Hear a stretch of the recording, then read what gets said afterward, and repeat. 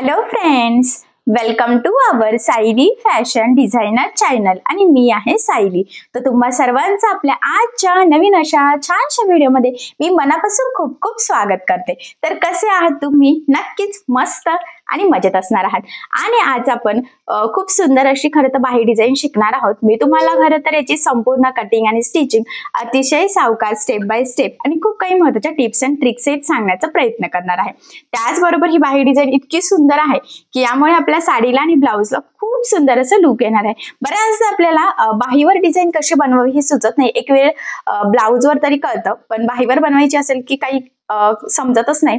So ही जी काही design आहे ही नक्की तुम्ही ट्राय करू शकता. नक्कीच यामुळे ब्लाउज खूप सुंदर दिसतो आणि आय होप सो ही छानशी लेटेस्ट ट्रेंडिंग बाही डिझाईन तुमच्या कस्टमरला सुद्धा नक्कीच आवडेल. आणि महत्त्वाचं म्हणजे मी तुम्हाला या संपूर्ण बाही डिझाईनची कटिंग आणि स्टिचिंग अतिशय सावकाश स्टेप बाय स्टेप आणि खूप काही महत्त्वाच्या टिप्स अँड ट्रिक्स सांगणार आहे, जेणेकरून तुम्हाला आपला आजचा हा व्हिडिओ बघून फक्त अशी बाही डिझाईन बनवणंच नाही तर ती प्रॉपर फिनिशिंग सहित कशी बनवावी तर हे देखील सहजच लक्षात येईल. ठीक आहे, सो चला मग आता वेळ न घालवता आपण आपल्या आजच्या महत्त्वाच्या आणि छानशा व्हिडिओला सुरुवात करूयात. तर हे बघा, इथे तुम्ही बघू शकतात की हा आहे फॅब्रिक आणि खरं तर याची जी काही म्हणजे याच्यावर आपण खूप सुंदर आता बाही डिझाईन बनवणार आहोत. तर याची जी काही बाही आहे तर मेन फॅब्रिक आणि अस्तर असं दोन्हींची आपण इथे ऑलरेडी कटिंग करून घेतलेली आहे. आणि सगळ्यात आधी आता मी तुम्हाला या बाहीचं मेजरमेंट सांगते, म्हणजे तुम्हाला तुमच्या मापानुसार या डिझाईनसाठी सहजच कटिंग स्टिचिंग करता येईल. तर बघा, बाही लांबी आहे 9, अर्धा इंच एक्स्ट्राचं मार्जिन असं टोटल आपण 9.5 ला मार्किंग करून घेतलेली आहे. त्यानंतर इथून जी काही बाही घडी होती तर ती 8 टाकली तर तयार झालेली आहे 7. 3 इंच यासाठी आपण कॅप हाईट घेतलेली आहे आणि अशा पद्धतीने मापे टाकून ही बाही आपण परफेक्ट अशी इथे कटिंग करून घेतलेली आहे. सो सगळ्यात आधी आता जी काही डिझाईन आहे तर त्याची मार्किंग आणि कटिंग आपण अस्तरच्या बाहीवर करणार आहोत. सो त्यामुळे मग इथे बघा, इथून आपल्याला खरं तर एक मार्किंग करायची आहे. तुम्हाला किती डिस्टन्स वरती डिझाईन हवी आहे त्यावर ते डिपेंड आहे. 4, 4.5, 5 असं तुम्ही इथे घेऊ शकता. आणि जर तुम्हाला अजून जास्त घ्यायचं असेल तर तुम्ही थोडंसं एक्स्ट्रा पण इथे घेऊ शकतात. बट मला असं वाटतंय की 5 इंच पर्यंत सफिशियंट आहे. सो त्यामुळे मग मी इथे 5 इंचाला एक मार्किंग करून घेते. त्यानंतर आडवं सुद्धा 1 इंच आपल्याला मार्किंग करून घ्यायची आहे, म्हणजे 1 इंचाचा डिस्टन्स ठेवायचा आहे. खरं तर तो तयार 2 इंचाचा होणार आहे, कारण दोन्ही साईडने ही मार्किंग आपली कटिंग सोबतच होणार आहे. सो बघा, मग या पद्धतीने मी इथे लाईन ड्रॉ करून घेतला आणि हा छोटासा बॉक्स आपला इथे रेडी झालेला आहे. आता आपल्याला इथे मार्किंग करून घ्यायची आहे. तर बघा, इथून ह्या पद्धतीने गोलाकार शेप द्यायचा आणि खालच्या साईडने सुद्धा गोलाकार शेप याला असा मॅच करायचा आहे. सो बघा, मग फायनली आपली ही बाहीची मार्किंग इथे झालेली आहे. सो जी मार्किंग आहे ना एक्झॅक्टली त्यावरच आपल्याला इथे कटिंगला सुरुवात करायची आहे. सो बघा, मग मी इथून या पद्धतीने अगदी व्यवस्थित कर्व सहित ही कटिंग करून घेतलेली आहे. ठीक आहे, सो अशा पद्धतीने मग आता आपली अस्तरची बाही आणि मेन फॅब्रिकची बाहीची कटिंग झालेली आहे. सो आता आपण म्हणजे मेन फॅब्रिक आता स्टिच करताना कटिंग करणार आहोत आपण. सो आता स्टिच करायला सुरुवात करूयात. तर सगळ्यात आधी आता आपल्याला इथे अस्तर आणि मेन फॅब्रिक एकमेकाला जोडून घ्यावा लागेल. त्यासाठी बघा, मेन फॅब्रिकची बाही सरळ ठेवायची, त्यावर आपण कटिंग केलेली अस्तरची बाही ठेवून घ्यायची आहे आणि सेंटरला इथे पिना लावूयात, जेणेकरून स्टिचिंग करताना हलणार नाही, तिरकं वगैरे होणार नाही. आणि त्याचबरोबर इथे दोन्ही साईडला पण कॉर्नरला आपण पिन लावू शकतो, जेणेकरून आपली जी काही तिथला गॅप आहे तर तो जास्त स्प्रेड व्हायला नको. आपल्याला 2 इंचच तयार पाहिजे नाही, तर तेवढाच व्हावा यासाठी मग ह्या पिना लावल्या की आपलं स्टिच करणं इझी जातं. आणि आता आपल्याला साधारणतः 1/2 इंच एवढं मार्जिन ठेवून कडेकडेने टीप मारून घ्यायची आहे. टीप मारताना एकसारखं मार्जिन राहील, कुठे गोळा होणार नाही, तिरकं जाणार नाही आणि जसा शेप आहे बरोबर त्याच लेवलमध्ये त्याच शेपवर आपली टीप जाईल याची आपल्याला खरं तर इथे काळजी घ्यायची आहे. कारण आता आपण जशी टीप मारणार आहोत तसंच आपलं फायनल बाहीचा लुक येणार आहे. सो अगदी व्यवस्थित काळजीपूर्वक आपल्याला ह्या गोष्टी इथे फॉलो करायच्या आहे. सो बघा, मग मी अगदी व्यवस्थित काळजीपूर्वक खरं तर इथे ही टीप मारून घेत आहे. ठीक आहे, सो बघा, मग ही टीप मारून झाल्यानंतर आता जे काही आपलं एक्स्ट्राचं मेन फॅब्रिक आहे तर ते आपल्याला इथे कटिंग करून घ्यायचं आहे. म्हणजे इथलं खाली पण किंचितचं असेल ते आणि जे काही मध्ये आहे ना तर हे संपूर्णच आपण इथे कटिंग करून घेऊयात. आणि इथे काहीही मार्जिन वगैरे ठेवायची गरज खरं तर आपल्याला नाहीये. ठीक आहे, सो बघा, मग अशा पद्धतीने ही मार्किंग झालेली आहे. आणि आता या शेपला द्यायचे आहे आपल्याला छोटे छोटे कट्स, जेणेकरून ज्यावेळेस आपण ही बाही सरळ करू तर ती प्रॉपर फिनिशिंग सहित सरळ व्हावी. आपला शेप जसा आपल्याला हवा आहे तसाच यावा, त्यासाठी ही स्टेप मोस्ट इम्पॉर्टंट आहे. आणि आता यानंतर आपल्याला ही बाही करायची आहे सरळ. सो बघा मग सरळ करताना कानेकोपरे व्यवस्थित सेट करून घ्यायचे आहे आणि अगदी सोपी पद्धत आहे खरं तर. बघा हे सरळ झालेलं आहे. आणि आता आपल्याला इथे द्यायची आहे दाबटीप. तर बघा मग दाबटीप देताना आपल्याला काळजी घ्यायची आहे की जो काही आपला अस्तरचा आतला कपडा आहे तर तो वरती दिसायला नको, जेणेकरून आपली फिनिशिंग बिघडणार नाही. जर अस्तरचा कपडा वरती दिसला की सगळी फिनिशिंग बिघडते. सो तसं होऊ देऊ नका. अगदी व्यवस्थित आणि काळजीपूर्वक खरं तर आपल्याला इथे ही दाबटीप देऊन घ्यायची आहे, कारण दाबटीप व्यवस्थित आली तरच आपलं फिनिशिंग लुक व्यवस्थित येणार आहे. सो त्यामुळे मी सुद्धा अगदी व्यवस्थित काळजीपूर्वक खरं तर इथे ही दाबटीप देऊन घेत आहे. 2-3 टिप ज्या काही टिप्स अँड ट्रिक्स आहेत त्या जर फॉलो केल्या ना तर नक्कीच तुम्हाला छान प्रॉपर फिनिशिंग सहित कुठलीही बाही डिझाईन सहज स्टिच करता येईलच. सो बघा किती छान मस्त असा शेप इथे रेडी झालेला आहे. यानंतर आता कडेकडेने अस्तर आणि मेन फॅब्रिक आपल्याला जोडून घ्यायचं आहे. आता हे जोडताना जेवढं शक्य आहे तेवढं कमीत कमी मार्जिन इथे आपल्याला पकडायचं आहे, कारण हे मार्जिन आपण कुठेही कॅल्क्युलेट केलेलं नसतं. सो अगदी व्यवस्थित काळजीपूर्वक गोळा न होता आपल्याला इथे हे जोडून घ्यायचं आहे. आणि फायनली किती छान प्रॉपर असं जोडून घेतलं. त्यानंतर जे काही एक्स्ट्राचं मेन फॅब्रिक म्हणजेच ब्लाऊज पीसचा जो काही एक्स्ट्राचा कपडा आहे तर तो कटिंग करून आपल्याला परफेक्ट मापाची बाही इथे रेडी करून घ्यायची आहे.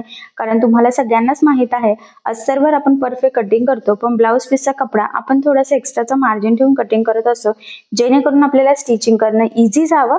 खरं तर यासाठी मग परफेक्ट बाही आता आपण इथे रेडी करून घेतलेली आहे. आता यानंतर ब्लाऊज पीस कटिंग केल्यानंतर जे काही छोटाफार आपला कपडा थोडासा उरलेला असेल तर तो इथे आपल्याला यूज करायचा आहे. आणि इथे आपल्याला छोट्या छोट्या पट्ट्या कट करून घ्यायच्या आहे. 1 इंचाच्या घेतल्या तरी सुद्धा चालेल. आणि बघा ह्या पद्धतीने चपटी पट्टी आपल्याला इथे रेडी करून घ्यायची आहे पुढची डिझाईन बनवण्यासाठी. जर तुमच्याकडे सरसकट जास्त कपडा असेल तर तुम्ही मोठी पट्टी बनवू शकतात, पण आता माझ्याकडे एकदम कमी कपडा आहे आणि ते एकदम छोटे छोटे तुकडे यूज करून खरं तर आपण आता हे छोट्या छोट्या पट्ट्या इथे तयार करणार आहोत.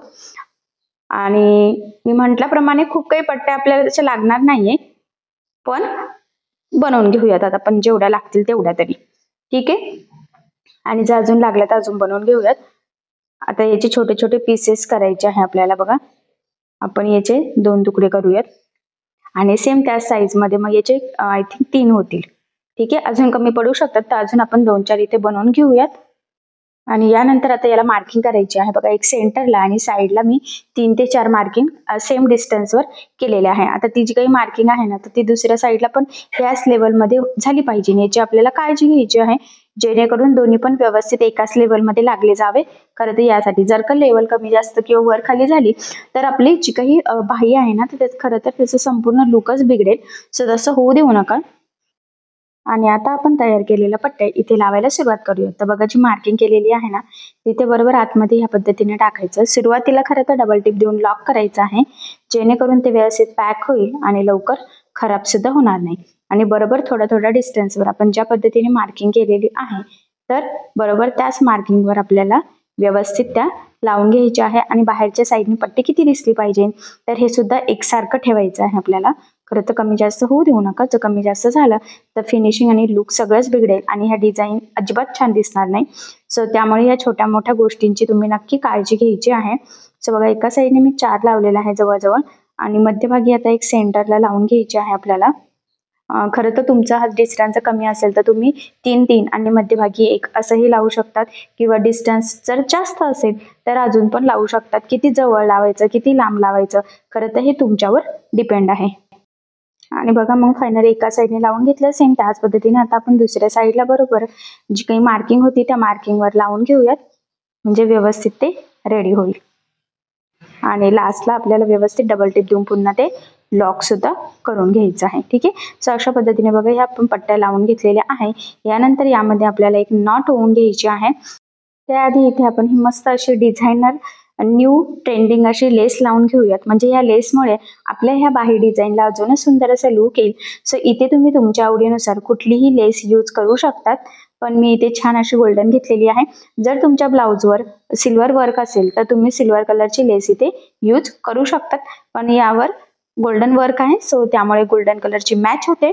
कलर कॉम्बिनेशन सहित जर का तुम्हाला वेगळी कॉन्ट्रास्ट अशी यूज करायची असेल लेस तर तुम्ही तशीही करू शकतात. आणि जो काही आपला शेप आहे तिथे अगदी व्यवस्थित कडेकडेने लावायची आहे. खरं तर हा शेप असा आहे की इथे कुठेही कानाकोपऱ्यावर आपल्याला लेस फोल्ड करण्याची गरज सुद्धा नाहीये. आता या लेसला दुसऱ्या साईडने सुद्धा टिप देऊन घ्यायची आहे. ऍक्च्युली मी नेहमी सांगत असते लेस जाड बारीक कशी असो त्याला शक्य असल्यास दोन्ही साईडने टिप मारून घ्यायची. त्याचे 2-3 फायदे आहे. महत्वाचं म्हणजे लेस पॅक लागली जाते, ती वरती तरंगत नाही आणि सगळ्यात इम्पॉर्टंट म्हणजे फिनिशिंग सुद्धा खूप सुंदर येते. सो अशा पद्धतीने आपण लेस लावून घेतली. त्यानंतर आता इथे रेडीमेड गोल्डन कलरची नॉट घेतलेली आहे आणि किती लागते तर त्या अंदाजाने मी इथे कटिंग करून घेतलेली आहे. आता ती सेफ्टी पिन मध्ये मी इथे अटकून घेतलेली आहे आणि सगळ्यात आधी सेंटर मधून आपल्याला ती ओवून घ्यायची आहे. आणि त्यानंतर मग बरोबर बघा इकडून एक क्रॉस मध्ये ओवून घेतलं, एक सोडून घ्यायचं, पुन्हा एक इकडून ओवायचं, पुन्हा एक सोडून घ्यायचं, इकडून ओवून घ्यायचं आणि परत एकदा इकडनं. सेम त्याच पद्धतीने आता दुसऱ्या साईडचं सुद्धा आपण ओवून घेऊयात. तर सेफ्टी पिन मी त्यामध्ये पण अटकून घेतलेली आहे बघा.